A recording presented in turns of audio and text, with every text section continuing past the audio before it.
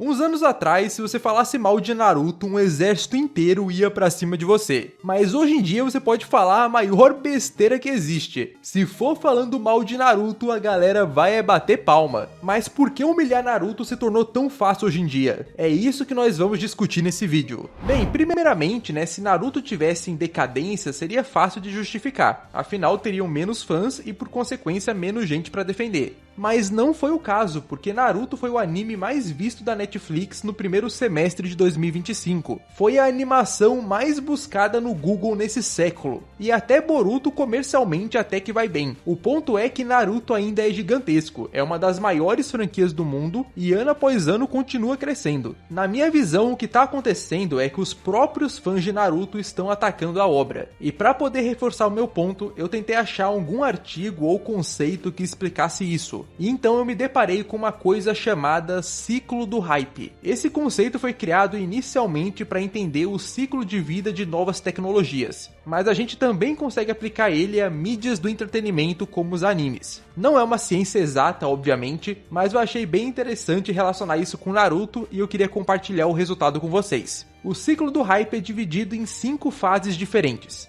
A primeira fase é a que todo produto vai passar, que é quando ele é apresentado ao público e começa a criar uma base de pessoas interessadas nele. Mas a segunda fase já é bem mais interessante, porque é nela que o produto se torna popular, o que por consequência faz as expectativas em cima dele começarem a crescer. Isso é alimentado ainda mais pelos fãs e principalmente pela mídia, o que em muitos casos pode criar uma distorção na percepção do público sobre aquele produto. E pra gente entender como Naruto entra nisso, vamos incorporar o anime, começar um flashback e voltar alguns anos no passado. Uns 10, 15 anos atrás, Naruto era considerado uma obra-prima na comunidade de animes. Pois é, mano, é meio engraçado você falar isso hoje em dia, mas pro otaku médio daquela época, quando você falava de um anime com uma boa história, Naruto era uma das primeiras referências que vinham à mente. Quem viveu essa época sabe que eu não tô mentindo, cara. Tanto que existia aquela famosa frase que irritava profundamente o meu eu de 12 anos. Dragon Ball só tem luta e Naruto tem história. E eu gostava dos dois animes naquela época, tá? Mas eu sempre fui mais de Dragon Ball, né?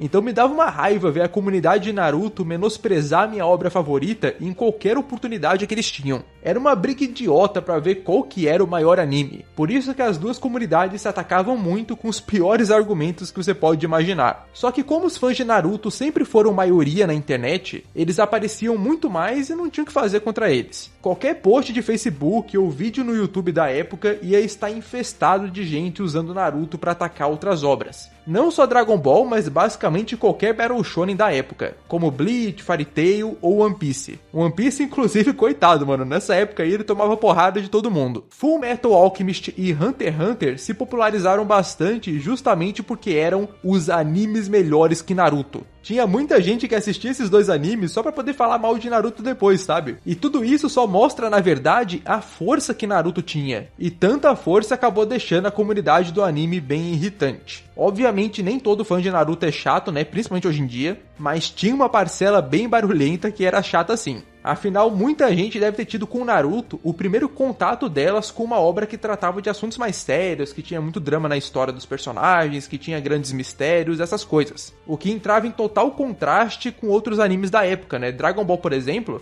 ele tem um clima muito mais leve que Naruto, você não tem tanto drama assim na motivação dos personagens, e até a questão de flashback basicamente não existe no mangá original de Dragon Ball. Todos os flashbacks que você viu em Dragon Ball Clássico e Dragon Ball Z é coisa exclusiva do anime. No mangá, tudo acontece no presente. A narrativa de Dragon Ball sempre segue pra frente, ela nunca olha pra trás. Por isso que é tão dinâmica, inclusive, a história. E não que isso torne Dragon Ball melhor que Naruto ou Naruto melhor que Dragon Ball. São só dois tipos de histórias diferentes. Só que a galera não entendia isso. Então, quando eles comparavam a abordagem dos dois animes, pra eles isso daí significava que Dragon Ball não tinha história e Naruto tinha. Era um negócio terrível, sabe? E tudo isso que eu falei aqui, eu acho que encaixa muito bem na fase 2 do ciclo do hype. A obra ficou tão famosa que se criou uma distorção na percepção das pessoas sobre Naruto, elevando o anime a um patamar muito mais alto do que normalmente estaria. E o irônico é que hoje em dia as coisas meio que se inverteram, né? Dragon Ball, em relação ao que ele era naquela época, Ele é muito mais respeitado hoje em dia, enquanto Naruto não tem nem metade da moral que ele tinha antes. E isso acaba se encaixando na fase 3 do ciclo do hype. Essa fase diz que quando as expectativas exageradas do público não se refletem na realidade, se cria uma decepção geral que é transformada em críticas sobre o produto. E eu acredito que a fase 3 do ciclo do hype de Naruto começou na saga da Quarta Guerra Ninja, a última e pior saga de Naruto. Sendo honesto, eu não odeio a Guerra Ninja, tá? Eu não acho que ela é tão ruim assim quanto o pessoal diz. Mas que ela tem um monte de problema, ela tem, mano. Isso daí ninguém pode negar, não. É furo de roteiro, é momento forçado, é decisão questionável, fora um monte de fillers que o anime tem que tornam insuportáveis qualquer coisa nessa saga. Você tá vendo ali a luta contra o Madara, dá um corte e você volta lá pra época do clássico pra ver uma história filler que não leva a lugar nenhum. Nossa, dava uma raiva absurda. Não é à toa que o Naruto Storm 4 adaptou o final de Naruto antes do anime, né? De tanta enrolação que tinha naquela época. Mas o maior problema mesmo é que por ser a saga final do anime, tudo de ruim que Naruto foi empurrando com a barriga nas outras sagas ficou evidente nesse final. Por exemplo, até a Guerra Ninja, a galera tinha a esperança que os personagens secundários ainda poderiam ser melhor trabalhados na obra. Só que quando a gente chegou na reta final lá do anime e isso não aconteceu, os fãs de Rock Lee, Shino, Neji já começaram a ficar revoltados. Resumindo, a insatisfação com a obra como um todo se manifesta com mais força sempre na saga final. É por isso que na reta final de qualquer mangá, qualquer anime, os fãs ficam menos tolerantes a erros. Porque tipo, se tu não fizer aquela coisa que o fã quer agora, ele sabe que ele não vai ter mais. E por isso às vezes a saga final nem é tão ruim, mas os erros que passaram batidos antes agora não passam mais. Então a galera geralmente dá aquela exagerada no final por conta de tudo isso. Só que Naruto foi um caso especial porque tipo, ele já tava sofrendo com tudo isso que eu falei, só que aí o Kishimoto foi lá e tacou a Kaguya na história. Aí explodiu de vez. Foi nesse momento que o amor dos fãs de Naruto se transformou em ódio. O negócio é que quando esse efeito rebote acontece, quando o amor vira ódio, as críticas se tornam tão exageradas quanto os elogios que a obra recebia antes.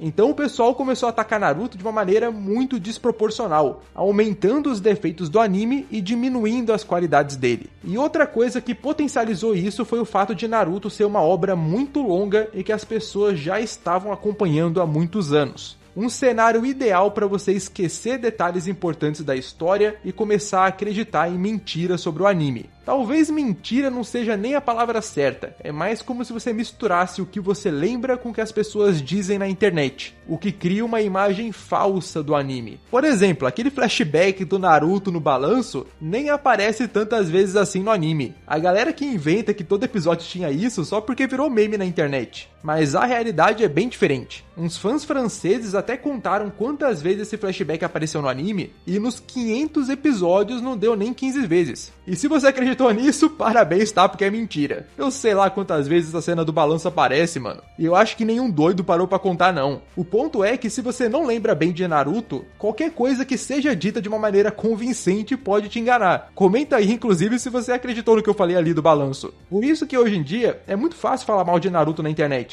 Porque você não precisa pesquisar ou ir atrás da informação verdadeira. É só sair falando tudo que vem na sua mente que o pessoal vai acreditar, sabe? Resumindo, Naruto ficou na mesma situação que Dragon Ball estava uns anos atrás e que Saint Seiya está hoje em dia. É uma obra relativamente antiga, que tem uma base de fãs que não lembra tão bem dela, é alvo de ataques de fora e dentro da própria comunidade, principalmente de dentro, e no geral, por mais que o público tenha muito carinho pelo anime, uma boa parte dos fãs pensa que Naruto é aquele anime com uma história ruim e divertida que eles assistiam na infância. É tipo, eu amo Naruto, tem momentos legais, mas eu sei que é ruim. É como se o cara tivesse vergonha de falar que ele gosta de Naruto, aí ele sempre tem que justificar, eu sei que é ruim, mas eu gosto, tá? E assim, não tem problema nenhum gostar de coisas ruins. Até porque quando você gosta de uma coisa ruim, você gosta de alguma coisa boa que tem naquela coisa ruim. Não sei se deu pra entender, mas é isso. Só que no caso de Naruto, apesar da obra ter muitos problemas, eu não acho que a gente precisa ir por essa linha de pensamento. O negócio não é ruim como a galera fala, sabe? Esse que é o ponto. Como eu disse antes, Naruto sofreu um efeito rebote e as críticas feitas ao anime ficaram muito exageradas. Obviamente, Naruto tem sim defeitos, furos de roteiro, um monte de coisa, mas eu não acho que eles são tão problemáticos ao ponto de destruir o anime, sabe? Até decisões ruins pra história como a Kaguya não estragam tudo que Naruto construiu, e nem tiram os momentos bons que que tem até chegar naquela parte.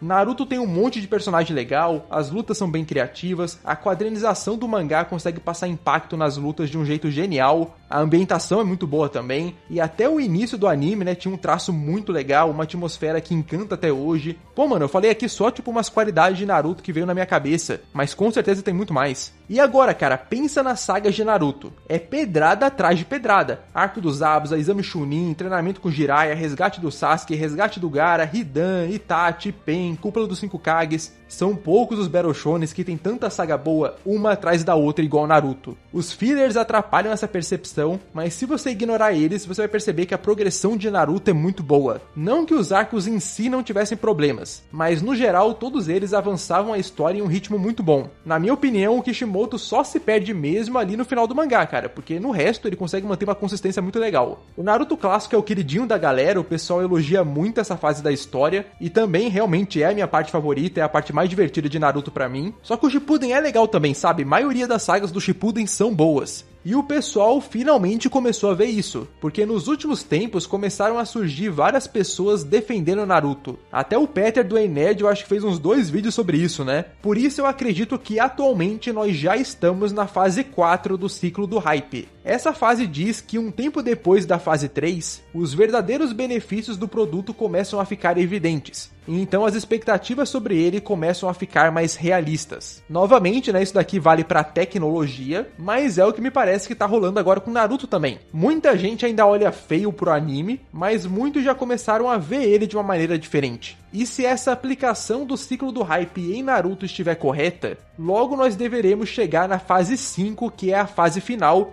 onde atingimos o ponto de equilíbrio. O valor real do produto fica aparente e as pessoas começam a consumir ele sem exageros, criando espaço para mais uma vez ele voltar a ser popular. Ou seja, as pessoas vão parar de exagerar nas críticas a Naruto, mas também não vão se cegar para os seus defeitos como era antes. E cara, até que o ciclo do hype encaixou muito bem em Naruto. Será que isso vai mesmo acontecer no futuro? Vamos ver, né? Mas eu tô achando que sim. Mas agora eu quero saber de vocês, o que vocês acharam desse vídeo? Você acha que foi pira minha associar Naruto com o ciclo do hype, ou realmente fez sentido pra você? Fala aí que eu quero saber. E se chegou até o final do vídeo, deixa o emoji de chocolate nos comentários também.